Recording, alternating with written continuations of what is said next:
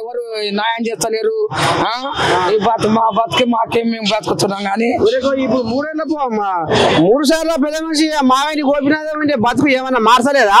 ఏం మారింది ఏం చేసింది? మా కష్టాలకు మాకు తప్పదు, మేము చేసుకున్న బతుకు ఇదే ఉంది. మళ్ళా మాకు ఎవడో వెనక ముందర సాయం ఏం చేసింది ఏం లేదు. మా రెక్కల విని కష్టం మీద మేము బతుకుతున్నాం. మాకు ఆయన పూల వ్యాపారం చేస్తున్నావా? పూల వ్యాపారమే చేస్తున్నాం. వ్యాపారం సంపాదిస్తున్నాం. మరి రోజు అంటే వచ్చినారు వస్తారు అన్నారు రావు. ఎట్లా ఉప్పు తక్కువ అంత వెళ్తుందా? పూలతో వెళ్తుంది. తింటా వెళ్ళినా కారం కారం కూడా వేసుకొని తింటాం. ఇప్పుడు జనాలు ఏమనుకుంటారు? ఇప్పుడు రేపు బీఆర్ఎస్ వాళ్ళకు ఉందా పలుకుబడి? బీజేపీ కాంగ్రెసా? ఎవరుకునేది తెలియదు. ఇప్పుడు బీజేపీ కూడా తెలియదు, కాంగ్రెస్ కునేది తెలియదు. నువ్వేమనుకుంటున్నావు?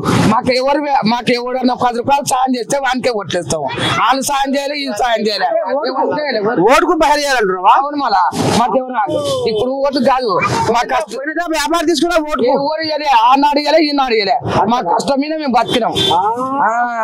ఎవరేమి ఇచ్చింది లేదు, మాకు ఆయన పెట్టింది లేదు, ఈయన పెట్టింది లేదు. మా కష్టాల మీద మేము బతికినాం. ముసలానికి పూలు పెడతావా? పేరుతో కొనవో చాలా కొనవో నీకు వెళ్ళడానికి.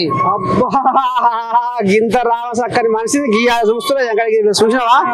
ఎంత గుణవంతురాలు.